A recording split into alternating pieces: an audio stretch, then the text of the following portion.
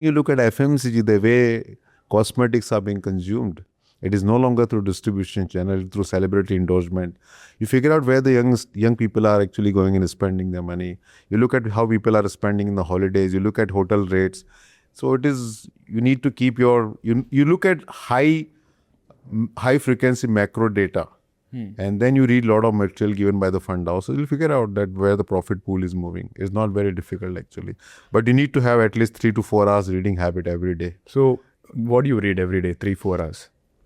So I follow certain great macro guys and 2-3 source material. One is that India's economic survey.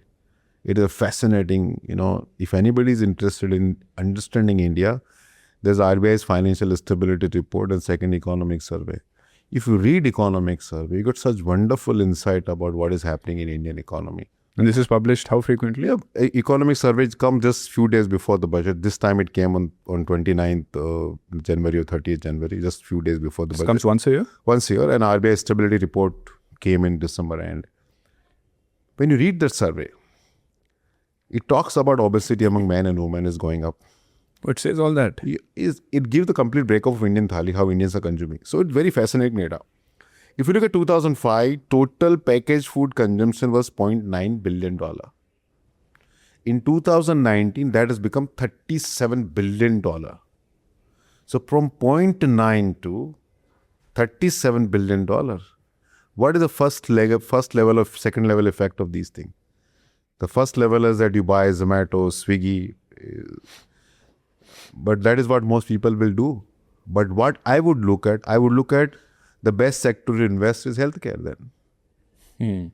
The second order effect.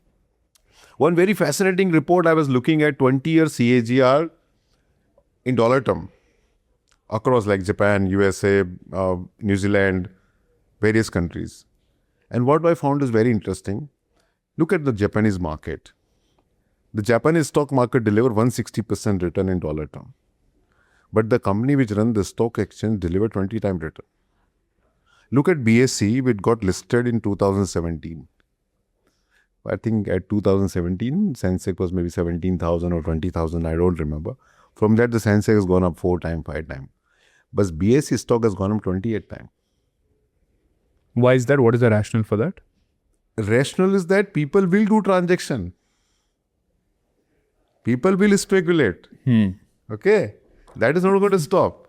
So you're saying platform companies will do well? Platform company. And I'm just saying that you keep your eyes open. So you see data today. You see data today. If data keep changing, you change your opinion.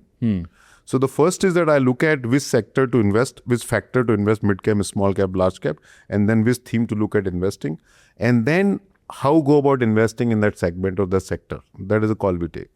So generally, have you observed that AMCs which have larger AUMs, they're not really that hungry to look for alpha because they want to preserve capital more than No, that is, I wish it was true, but it's not. My reading or my assessment is a little different. Okay. The reason I say that is because when you are managing, let's say 1 lakh crore, how will I allocate all of that money unless I don't go for the large established companies where I go overweight on the large established companies, and you're saying that more than half of the companies on Nifty 50 will be finding it a struggle to outperform. Yes. So if I'm managing 1 lakh crore, most of my money will go into large cap, no? So agree with you. So you must be meeting a lot of mutual fund CEOs and CIOs and all that. What is the conversation like? Asset allocation, Gift City, AIF, right advice and all that. What is the essence of asset management company to generate alpha? Why there's a very little talk on generating alpha? Because it's tough? No, it is not tough. I tell you why.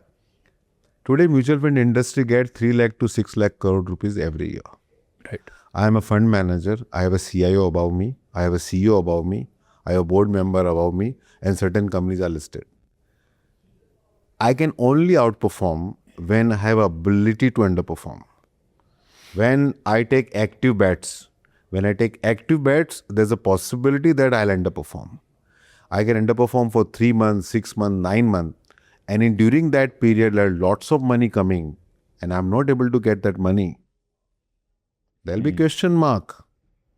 Okay. Or I was just looking at the data, just I think 6 months back. And then in Nifty 50, number one performing stock was Shriram Finance. Right now, even today, 1 year performance, Shriram is number 2 after BEL.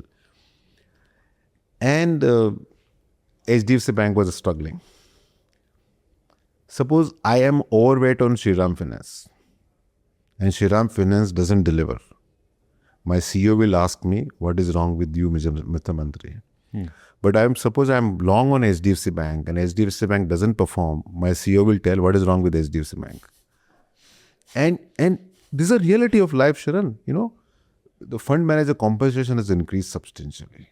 I've always wondered, how much do fund managers get paid?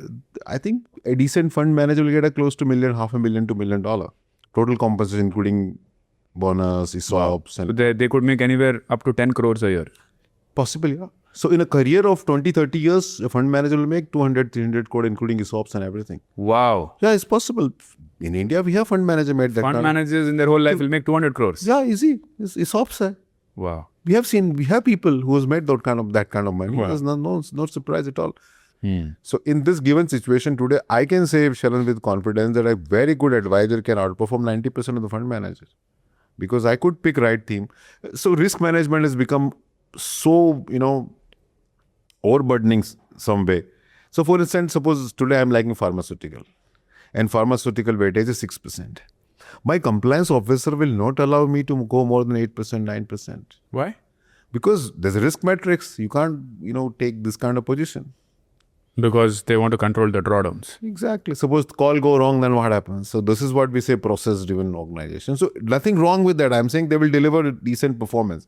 But if you really want to make decent money in India, because India will remain the land of alpha. No question about it. And I give some statistics to you. I think this was done by 360 AMC. 360 AMC has done this research. The 361 wealth. 361 AMC, not wealth. So they looked at 20% CAGR rolling return basis. So out of Nifty 500 in India, 155 stock deliver more than 20% CAGR for a 20-year period. 155 stock. Now that data for USA was 35 stocks. That data for China was 7 stock. That data for Japan was 2 stock. And even if you see this rally in the market, all global companies, very fascinating data. And if you read economic survey, it captures that. It looked at Korea, USA. So in USA, more than 50% of the return of US market came from 7 stocks. Okay. China's more than 50% came from 5 stocks. Korea, it came from 2 stocks. Samsung. And Hinks. And Taiwan 1 stock only. Okay. So this is the kind of, and all of them are related to chips, semiconductor, AI story. In India, if you look at Nifty 50, which deliver 10% return, out of 28 stock deliver more than 10%, and they come from all segment of the economy. They were FMCG, they were auto loan company, they were NBFC, auto company, NBFCs, every kind of companies were there. Okay, so India is a far more diversified kind of market. So I believe that India will remain land of alpha. It is your ability to identify right kind of fund manager, and if you can't identify, then play through themes.